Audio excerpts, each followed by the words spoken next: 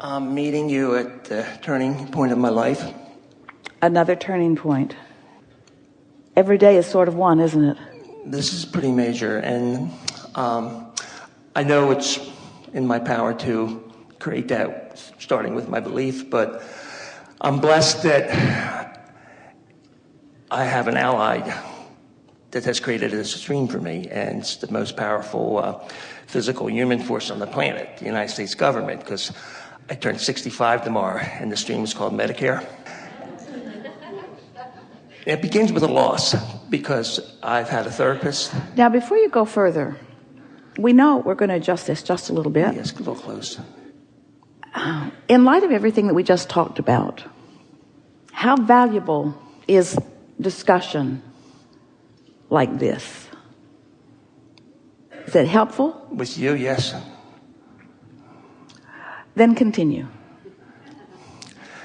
It begins with a loss, because I've had this therapist for the last 3 years that I just had to say goodbye to, because she's not Medicare certified, and she referred me to a couple others that I'll have to pick from.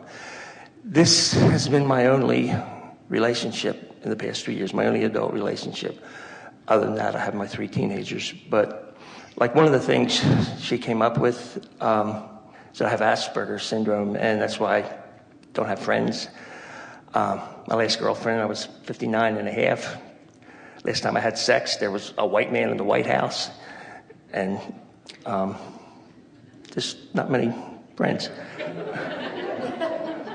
And well, I've been on disability, Social Security disability, for the last 3 years. All right, now stop just for a little bit, because we're going to help you. You're really going to like this. You're really, really going to like this conversation. In fact, everything that we said in the earlier part of this day was to bring us to this place where we could have this conversation. And we don't expect you to comprehend everything that we're saying all at once, because we're saying a lot all at once. But we're going to give you some key points of understanding that are going to make so much sense to you that it's going to set you into a whole new understanding, and therefore into a whole new point of attraction. First, we want to say to you that there is nothing that you just said, or if we hadn't cut you off, nothing that you were going to say that isn't exactly true. In other words, everything that you're saying is true.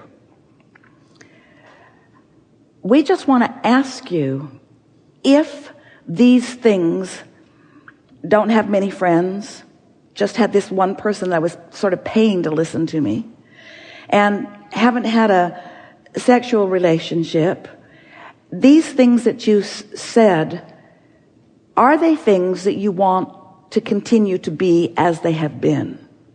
And of course, we know the answer to that question. Of course not, Abraham. That's why I'm bringing them up. I don't like things the way they are.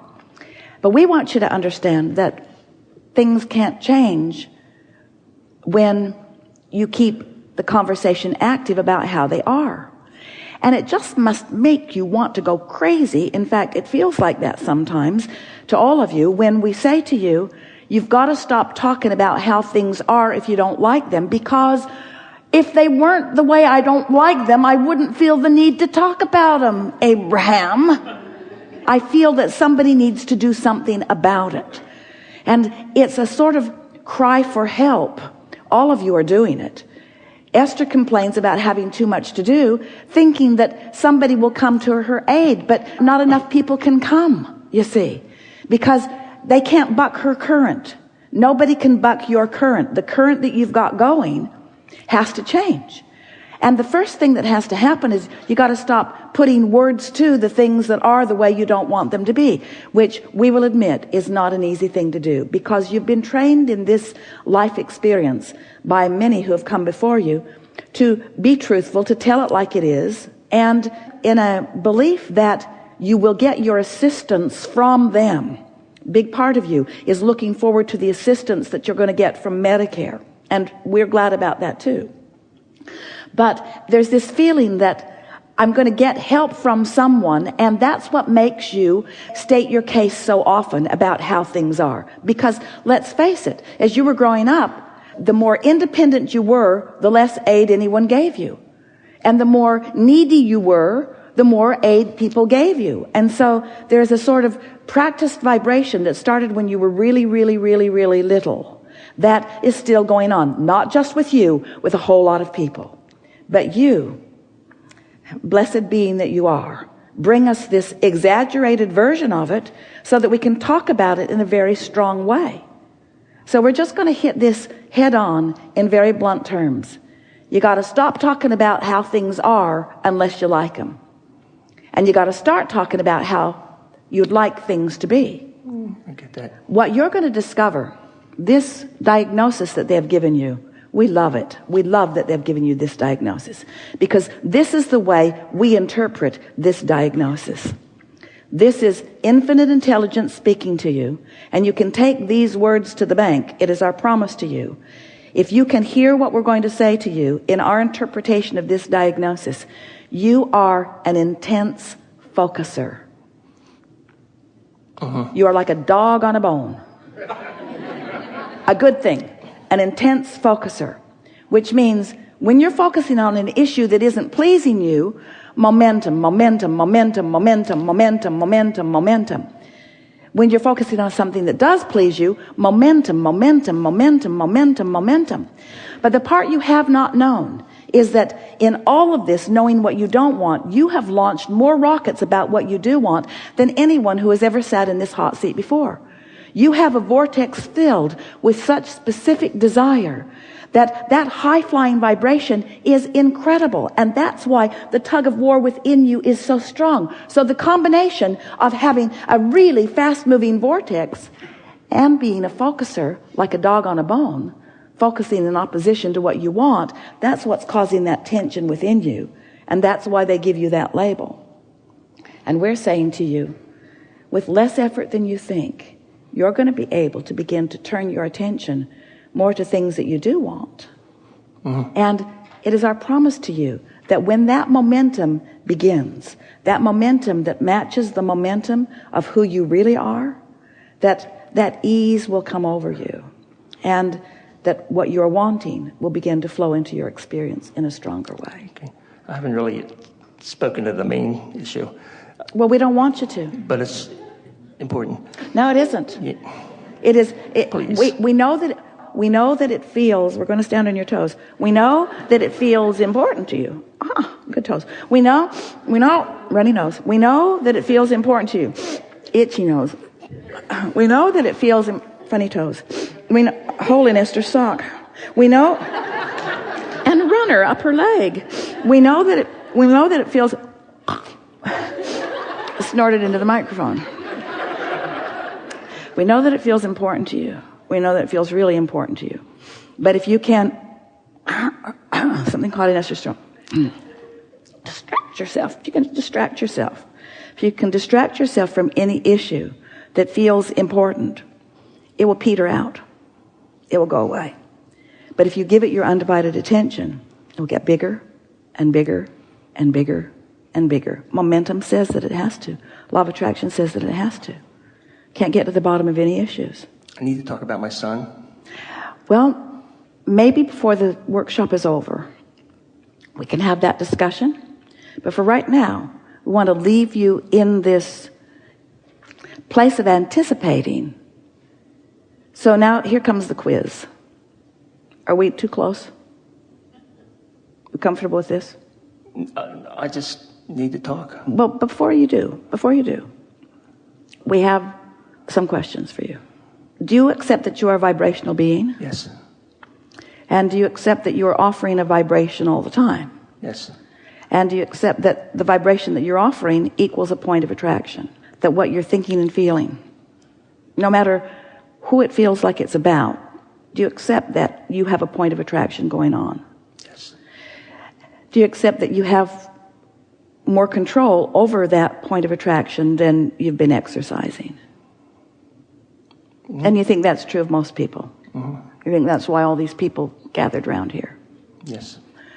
Do you think that you have the ability to increase your measure of control? Yes. We're really pleased with this conversation that we're having, and your comprehension of this vibration. There are a lot of people who would just be annoyed at a conversation about vibration because you're not used to discussing things in terms of vibration. We discuss things in terms of vibration because we can discuss things in terms of emotion.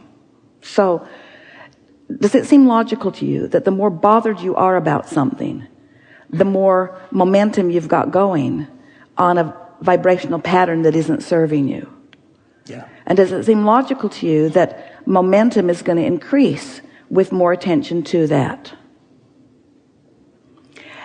Does it make sense to you that every subject is really two subjects, wanted and unwanted? Yes. And can you feel that a lot of times you and everybody else is approaching the subject in terms of what isn't wanted, in terms of what is wanted? That's why it feels like an issue. Do you believe us when we say that momentum is what equals influence? Mm-hmm. And does it seem logical that if you're focused with someone on a problem and therefore gathering more momentum about that problem, that then your influence is perpetuating the problem? Yeah. So, except with you. Yeah, well, we're standing on your toe. So then it becomes sort of simple. Do I want to perpetuate the problem or do I want to perpetuate the solution? Because whatever I focus upon, momentum is going to become more, yes? So if I perpetuate the solution will get bigger. If I perpetuate the problem will get bigger. Logical? Right. So what we want to say to you is, and it would be true of anybody that we would be talking to, we can't get to the solution right now because the vibration of the problem is still too dominant. So if we try to talk about it now, we're going to perpetuate the problem, not the solution. So I wanted to talk about the solution and not to what I just talked about. That's not the issue. Well, just trust us a little bit and let's have some more seminar. And you just relax and listen to what we're saying, because we're going to be talking to you all through the hours that we're moving forward. And it is our promise to you that the solution will be readily available to you. And depending upon how well your vibration adjusts during the seminar, you'll get it. We will point at you, we will focus, we might even bring you back on the stage to talk about it. So do you follow that? I hope so, yeah.